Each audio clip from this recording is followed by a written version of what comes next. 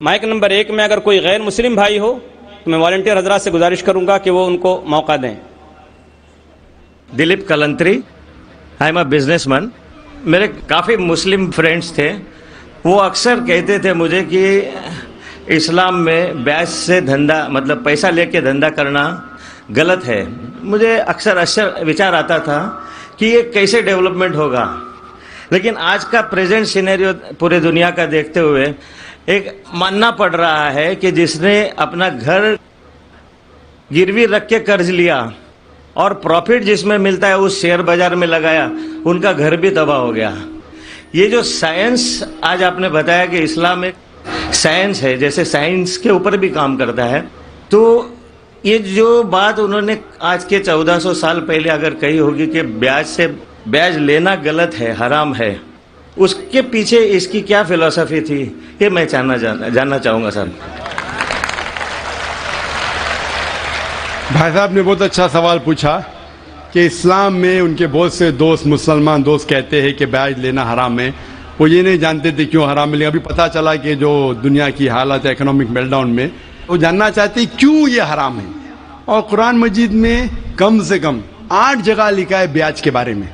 تو بیاج لفظ ہے عربی میں ربا، سورہ نساء میں، سورہ عمران میں، اور کہا گیا ہے سورہ بقرہ میں سورہ نمبر 2 آیت نمبر 278 اور 279 میں کہ آپ بیاج سے دور ہو، اور جو کوئی بیاج سے دور نہیں ہوگا اللہ اور اللہ کے رسول ان پر اعلان جنگ کریں گے۔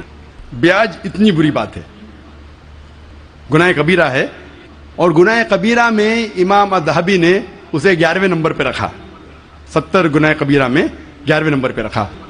بھائی صاحب پوچھے کیوں برا ہے؟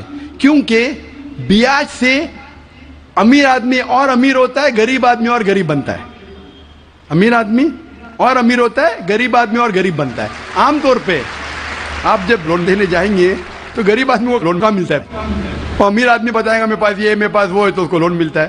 تو امیر اور امیر بنتا ہے، غریب اور غریب بنتا ہے۔ اسی لیے قرآن میں سورہ الحشر میں سورہ نمبر 59 آیت نمبر 7 میں اللہ فرماتے کہ زکوٰۃ دو تاکہ دولت انسانوں کے بیچ گھومے، صرف امیروں میں نہیں رہے۔ اور بیاج سے کیا ہوتا ہے؟ ان اسلامک فلسفی ہم کہتے ہیں پروفٹ اینڈ لاس شیئرنگ، منافع اور نقصان کو ہم بانٹیں گے۔ منافع اور نقصان بانٹنے سے پوری اکنامی ترقی کرتی ہے، اور بیاج سے آپ بینک میں بیاج لیتے ہیں، منافع یا نقصان 8%، 10%، 12% آپ کو دینا ہی دینا، نقصان یا منافع۔ لیکن تو آپ دیکھتے شیئرنگ آف دا رسپانسبلٹی، اگر نقصان ہوا تو ہم نقصان شیئر کریں گے، پروفٹ ہوا پروفٹ شیئر کریں گے۔ بیاج میں کیا ہوتا ہے؟ مثال کے طور پہ بینک میں، میں ایک لمبی تقریر دے چکا ہوں اس پہ، ابھی وقت نہیں ہے، صرف یہ بولوں گا کہ بیاج میں کیا ہوتا ہے۔ مثال کے طور پہ بینک اے کے پاس سپوز 100 روپیہ ہے، وہ بینک بی کو 10 روپیہ رکھ کے 90 روپیہ دیتی ہے بینک بی کو، بینک بھی اس میں سے 9 روپیہ رکھتا ہے، باقی کا 90% دیتا ہے بینک سی کو، بینک سی 10% رکھتی، 90% رکھتی ڈی کو، ڈی دیتا ای کو۔ تو لوگ کہتے ہیں مارکیٹ میں ہزاروں روپے ہے کتنے؟ 100 روپیہ۔ تو آج کی تحقیق کہتے ہیں مارکیٹ میں فلوٹ ہو رہا ہے $6 ٹریلین، ہے تو کچھ نہیں، بہت کم، فلوٹ ہو رہا ہے $6 ٹریلین۔ ایک جن بیٹھتا ہے سب لوگ بیٹھنے شروع ہوتے۔ لیمین بردرز، کون سوچ سکتا تھا کہ لیمین بردر نمبر 1 بیٹھ جائے گا، اس کے بعد سٹی گروپ، ایک بیٹا سب بیٹھتے گئے پوری دنیا میں ایک کے بعد ایک۔ تو کیونکہ it doesn't improve the society.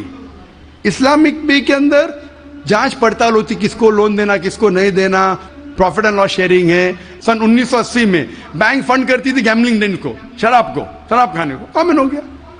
اس کے بارے میں اگر تقریر میری سنیں گے، interest free economy promulgated by the قرآن، ربا کس طریقے سے حرام ہے، اس کے اوپر تقریر میں نے کی ہے، اگر وہ سنیں گے اس میں اور ڈیٹیل میں تذکرہ کر رہا ہوں کیوں انٹرسٹ حرام ہے۔ لیکن ان شارٹ واپس سے آج جاپان، امریکہ سینڈنگ ایمبیسریز اسلامک بینک کے بارے میں جاننے کے لیے۔ ہماری گورنمنٹ کے پاس ہم گئے تھے، میں فائنانس منسٹر چدمبرم جو فائنانس منسٹر تھے ان سے ذکر کیا تھا کہ اب اسلامک بینکنگ کیوں نہیں شروع؟ انشاءاللہ کریں گے، جب میں ملاقات ہوئی تھی جدہ میں۔ لیکن RBI پرمیشن نہیں دے رہی ہے کیونکہ انہوں نے تحقیق نہیں کی۔ انگلینڈ دے چکی ہے، کئی ممالک دے چکے، انڈیا بھی اگر اسلامک بینک ہو جس میں پروفٹ اینڈ لاس شیئرنگ ہے اگر اس کی اجازت دی تو انشاءاللہ انڈین اکانومی بھی بڑھیں گی انشاءاللہ۔ Hope that answers the question.